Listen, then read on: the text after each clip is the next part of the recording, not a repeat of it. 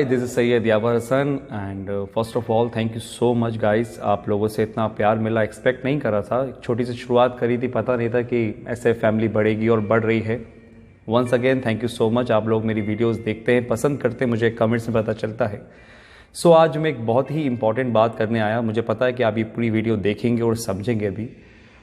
एक छोटा सा इंसिडेंट हुआ सुबह मेरे साथ, तो सोचा आपके साथ शेयर करूँ मैं नॉर्मली जिम आया था सुबह एंड मैंने अपने कैमरा स्क्रीन पर देखा, जो आप अभी इस स्क्रीन पर देख रहे हैं। एक बंदा था जो पार्किंग में आया और गाड़ी के पीछे कुछ करने लगा, तो मुझे लगा पता नहीं क्या कर रहा है, मैं देखूं ज़रा।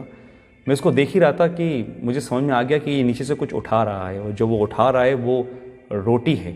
ये वो रोटी है जो शायद 1-2 दिन से पड़ी होगी, जिसको जानवर ने भी नहीं खाया। मैं तुरंत नीचे गया और नीचे जाने के बाद मैंने उसको रोका एंड पूछा उससे कि कोई हेल्प चाहिए क्या। उसने मुझे कोई रिप्लाई नहीं करा। मैंने उससे फिर पूछा कोई हेल्प चाहिए क्या दादा। उसने मुझसे बोला कि नहीं कुछ नहीं, मुझे मिल गया।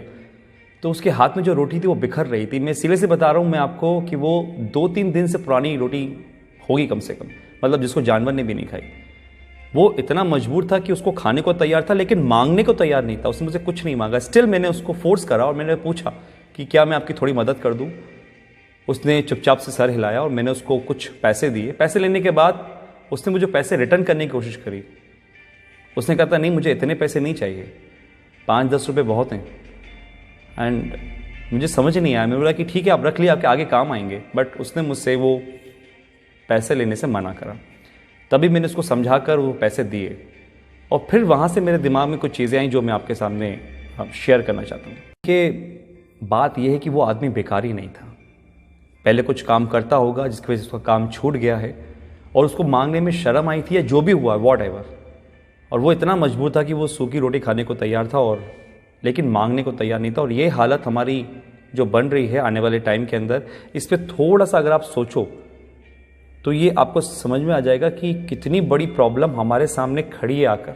ये बात तो हो गई मौजूदा हालात की कि आदमी किस हद तक चला गया है। अब मैं इस कहानी को थोड़ा सा और आगे ले जाता हूँ। करते हैं डेविड क्लोरी की। बहुत से लोग जानते हैं डेविड क्लोरी को, लेकिन जो लोग नहीं जानते मैं उनको बता दूं कि 2017 में एक ट्रेलर आया था मूवी का, जिसका मूवी का नाम था ग्रे स्टेट। अब इसमें क्या नया है? नया ये था कि जब ये मूवी रिलीज़ होने वाली थी उसके कुछ टाइम पहले ही डेविड क्लोरी को उसकी वाइफ और उसके बच्चे के साथ गोली मार दी गई। रीज़न रहा होगा कि एक डायरेक्टर को उसकी बेटी और वाइफ के साथ मार दिया जाता है मूवी के रिलीज़ होने से पहले, और वो मूवी नहीं बनती है।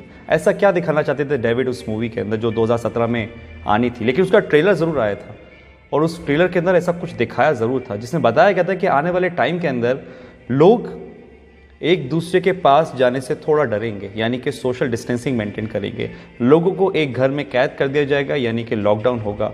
ट्रांसपोर्ट सारी चीज़ें बंद कर दी जाएंगी और कैश बिल्कुल नहीं होगा। उनके बॉडी में एक चिप इंसर्ट की जाएगी, जो जितने भी ट्रांजैक्शंस होंगे वो सब उस चिप से होंगे। ये तो सिर्फ एक ट्रेलर था जिसमें बताया गया था। बताना तो कुछ और चाहते थे, लेकिन उससे पहले ये मूवी और वो दोनों ही ख़त्म हो गए। 2017 में ही बिल गेट्स ने बोला था कि एक महामारी आने वाली है जिसके लिए हमें तैयार रहना चाहिए। और ठीक 18 अक्टूबर 2019 को बिल गेट्स ने एक मीटिंग में बोला कि अब जो वॉर होगी कंट्रीज़ के बीच में वो मशीन से नहीं होगी, वायरस से होगी। और अभी आप जानते हैं बिल गेट्स को लेके क्या कंट्रोवर्सी चल रही है। आपको लग रहा होगा कि दो वीडियो का आपस में क्या कनेक्शन है। कुछ लोग समझ रहे होंगे, कुछ लोगों को समझ में नहीं आ रहा होगा। तो यहाँ पर एक यू टर्न आता है और मैं आपको ले जाता हूँ 1980 में। 1980 के अंदर एक ऑर्गेनाइजेशन बनी जिसका मेन मकसद था इस पूरी दुनिया में एक पावर होना, यानी कि पूरी दुनिया को एक पावर चलाना। और उस पावर को उन्होंने नाम दिया था न्यू वर्ल्ड ऑर्डर। ऑर्गेनाइजेशन में ज़्यादा लोग नहीं थे, कोई सीक्रेट 100-150 लोग होंगे। और एक बहुत डरावने वाली बात इस ऑर्गेनाइजेशन की ये थी कि वो इस दुनिया की टोटल आबादी को 50 करोड़ में लाना चाह रहे थे, 50 करोड़ में। उनके टारगेट में थे वो देश जिसमें सबसे ज़्यादा पॉपुलेशन है, जिसमें हमारा इंडिया भी होता है। सब के लिए उन्होंने एक प्लान बनाया जिसका नाम था MMP, mind control, money control, population control. Control यानी कि आदमी खुद से कुछ ना सोचे, जो वो चाहें वो आप सोचो, माइंड कंट्रोल। और ये किसके थ्रू होता? मास मीडिया के थ्रू। जो मीडिया में दिखाया जाएगा वो आदमी सोचेगा। और एक कल्चर ऑफ फेयर यानी कि एक डर का माहौल बनाना, क्योंकि डर एक ऐसी चीज़ है जो अगर दिमाग में बिठा दी जाए किसी की तो इतनी आसानी से निकलती नहीं है, और वो ऐसा हुआ है। आज बहुत से लोगों का माइंड कंट्रोल करती है मीडिया, जो वो बोलती है वो आप मानते हो। और कल्चर ऑफ फेयर, डर का माहौल, ये तो आपने देख ही रहा है जो आजकल चल रहा है। कंट्रोल यानी कि आदमी जितना हो सकता है लेस कैश, कैशलेस, या जितना हो सकता है टोटली डिजिटल, और वो आपके सामने ही है। आज हमारी डिजिटल करेंसी किस तरीके से बढ़ रही है आपको पता ही है। पॉपुलेशन कंट्रोल, और वो कैसे होगी? जिस देश की आबादी बहुत ज़्यादा, जहाँ पे बहुत सारे लोग हैं, क्योंकि एक देश की ताकत उसके लोग ही होते हैं, वहाँ की पॉपुलेशन ही होती है। तो उस पॉपुलेशन को कम करना, और आप कम करने का मतलब आई थिंक तो समझ चुके होंगे कि मैं क्या बोलना चाह रहा हूँ। इतनी बड़ी ऑर्गेनाइजेशन चला रहा है, कौन ये सब कर रहा है, ये सब आपको आने वाले टाइम में अंदर पता चल जाएगा। क्योंकि आने वाले टाइम में सिर्फ दो लोग रहेंगे, एक वो जो काम करेंगे, एक वो जो काम करवाएंगे। अगर मैं इसको स्ट्रेट फॉरवर्ड बोलूं तो राजा और गुलाम। एक वो लोग जो इस दुनिया पे राज करेंगे, और एक वो लोग जो उन राज करने वालों की गुलामी करेंगे। ऑर्गेनाइजेशन का एक एजेंडा था, एजेंडा 21, यानी कि 2021 तक इस काम को पूरा करना। और 2020 जब से स्टार्ट हुआ है, आपको पता है सब क्या हो रहा है। लाखों लोग हैं जो समझ पा रहे हैं इस बातों को, लेकिन करोड़ लोग हैं जो इस बातों को नहीं समझ पा रहे। एजेंडा 21 2021 तक इन काम को पूरा करना, और अगर सीरियसली इस बातों में कुछ भी सच्चाई है तो हम बहुत बड़े खतरे में गाइस। ये वायरस आया जो कि हमारा है नहीं, किसी और देश से आया है। हम आपस में ही लड़ रहे हैं, कोई धर्म के नाम पे तो किसी काम के नाम पे। और जो इस एजेंडा का सबसे बड़ा फंडा था कि लोगों को आपस में लड़वा दो, आज हमारे घर में हम छोटी छोटी सी बातों पर विवाद कर लेते हैं।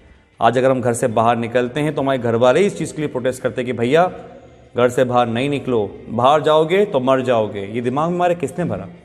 कौन कंट्रोल कर रहा है हमारे दिमाग को? आप खुद समझदार हैं। बहुत से लोग बोलेंगे कि यार ये तो कुछ कहानी जैसी लग रही है, तो कहानी सही, क्योंकि जो अभी मौजूदा हालात हैं कोरोना से लेकर, ये भी कोई फिल्म की स्टोरी से कम नहीं है, जो बढ़िया से स्क्रिप्ट करी गई है और बहुत अच्छी तरीके से प्ले हो रही है। मैं आता हूँ अपनी पुराने वाली बात पर कि जो सुबह मेरे साथ इंसिडेंट हुआ कि एक मध्य वर्ग का आदमी जो लोअर मिडिल क्लास है, जो शायद कुछ भी काम करके काम चला रहा था, वो मांगने को नहीं तैयार है। वो 3 दिन पुरानी रोटी खा लेकर छुप कर उठाकर, लेकिन वो मुझसे पैसे लेने को तैयार नहीं था। मैंने फोर्सफुली उसको पैसे लिए थे। ये हालात है। तो एक मैसेज तो ये है कि अगर आपके आसपास कोई देखे जो हो सकता है मजबूर हो, लेकिन शर्म के मारे नहीं मांग पा रहा हो, तो उसकी आप ज़रूर मदद करिएगा। इतना तो हम लोग अंदाज़ा लगा लेते हैं कि कौन परेशान है कौन नहीं। दूसरी बात, अगर ये बात सही है कि जो 1980 में एक एजेंडा चला, एजेंडा 21, डर का बिजनेस, अगर ये सही है तो गाइस आप लोग समझिए, संदीप महेश्वरी, मिस्टर रॉय चौधरी, ऐसे बहुत से लोग हैं, बड़े बड़े डॉक्टर्स हैं जो आपको समझाने की कोशिश कर रहे हैं कि इसका मॉर्टेलिटी रेट बहुत कम है, 0.01%। 1000 में से एक इंसान मर रहा है, तो फिर किस बात का इतना हाहाकार मचा हुआ है? जस्ट बिकॉज ऑफ, क्योंकि हम जो न्यूज़ देखते हैं वो मीडिया से आ रही है। बात वही है, हमारे दिमाग को कंट्रोल करा जा रहा है, हमारे पैसों को कंट्रोल करा जा रहा है। आज हमारे पास इतनी आज़ादी नहीं है कि हम खुद का काम कर सकें। किसी के कहने पे हम दुकान खोलते हैं, किसी के कहने पे हम दुकान नहीं खोलते। ये हक हमसे छीन लिया गया है, पैसा कमाने का हमसे छीन लिया गया है। हम खुद से आज कुछ नहीं कर सकते। ये कहीं वो एजेंडा 21 तो नहीं? अगर है तो आज डर छोड़िए, अपनी इम्यूनिटी पे काम करिए, दिमाग लगाइए, लॉजिक समझिए। मीडिया क्या बोलती है वो नहीं, आप ये समझिए कि दूसरे जो लोग, लाखों लोग समझ रहे हैं लॉजिकल बात को, उसको पकड़िए, ठंडे दिमाग से सोचिए और फिर फैसला कीजिए कि आपको क्या करना है। आप डरेंगे नहीं तो आप संभल जाएंगे, और अगर आप संभल गए तो ये देश बच जाएगा। Thank you. आवश्यक बनाए हैं भगवान के मुकुट पर लगने के लिए। क्या बात है, देखो जी दरबार में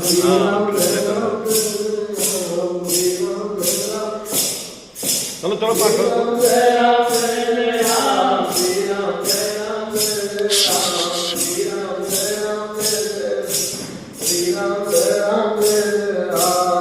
Ram